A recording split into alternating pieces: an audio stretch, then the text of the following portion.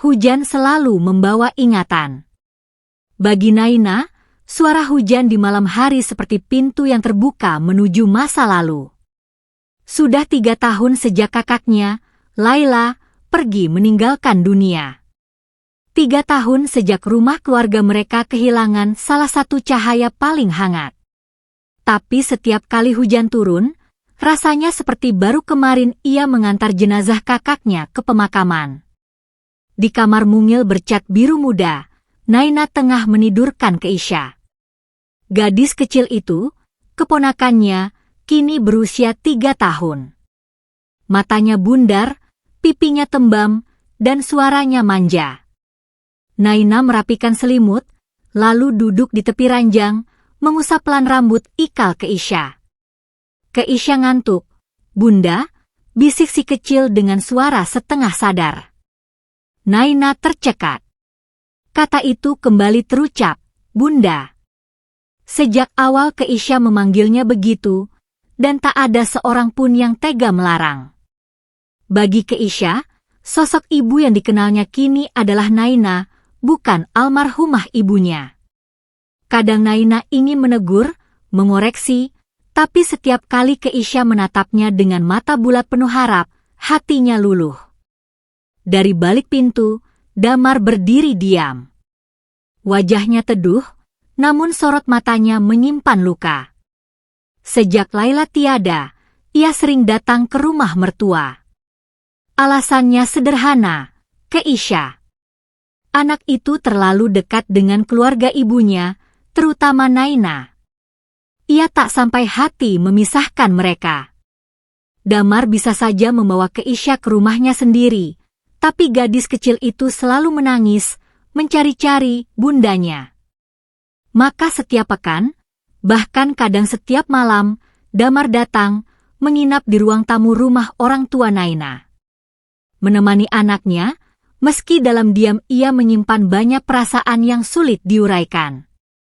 Pagi selalu dimulai dengan cara yang sama. Naina sibuk di dapur, menyiapkan sarapan untuk Keisha.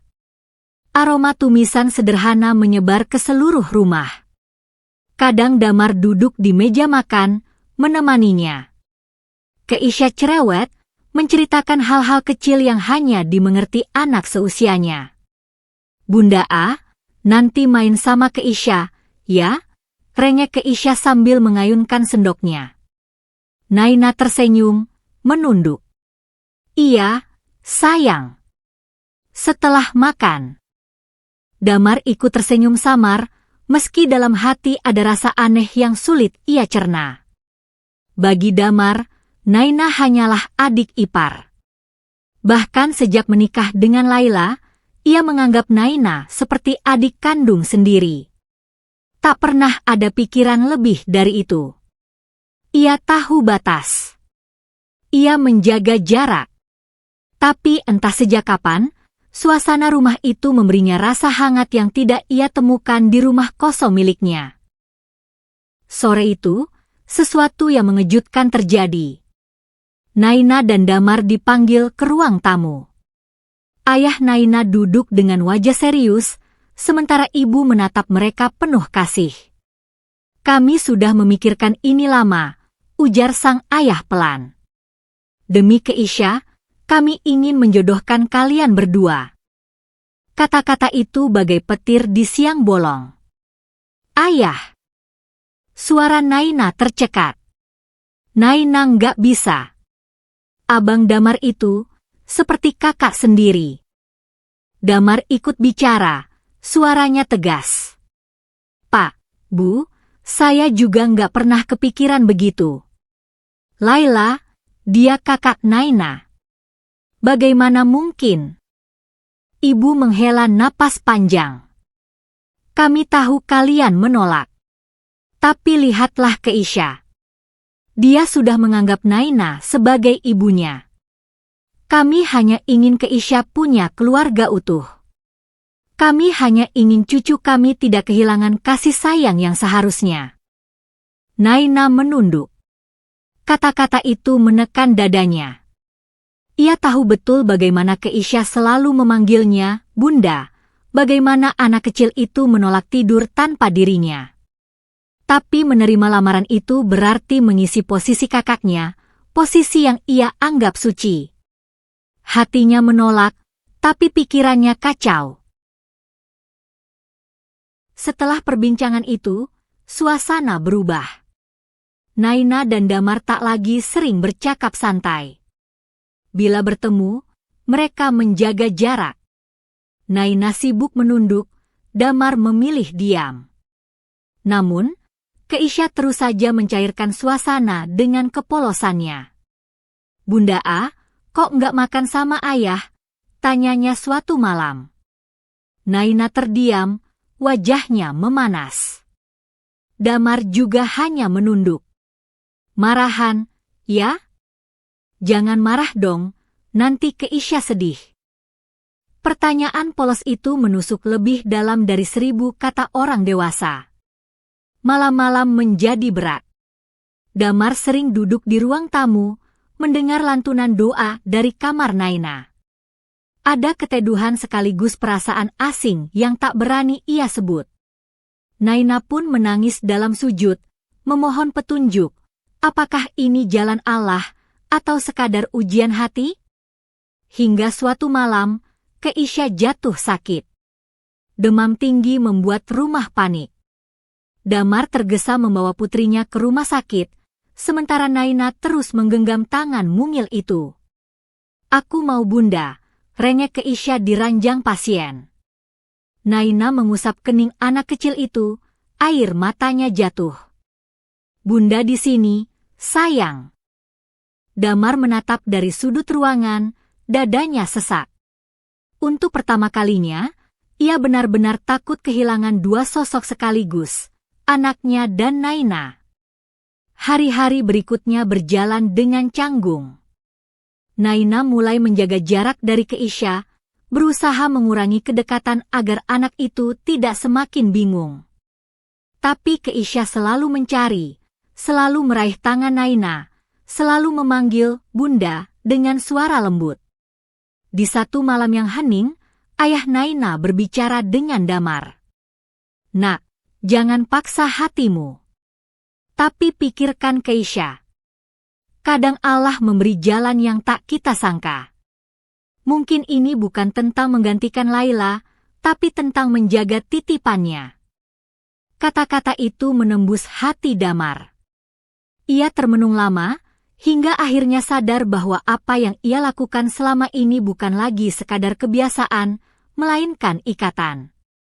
Ikatan yang Allah bentuk tanpa ia sadari. Bisik-bisik tetangga mulai terdengar. Ada yang mencibir, ada yang meragukan. Naina merasa bersalah, merasa dirinya seolah merebut tempat kakaknya. Namun di saat yang sama, ia tahu Keisha butuhnya. Dan Damar pun, tanpa ia sadari, semakin sering mengandalkannya. Di tengah segala keraguan, akhirnya mereka berdua memutuskan untuk sholat istikharah. Naina menangis dalam sujud, memohon petunjuk. Damar pun demikian, memohon kekuatan untuk menerima takdir. Hingga suatu pagi, keputusan itu bulat.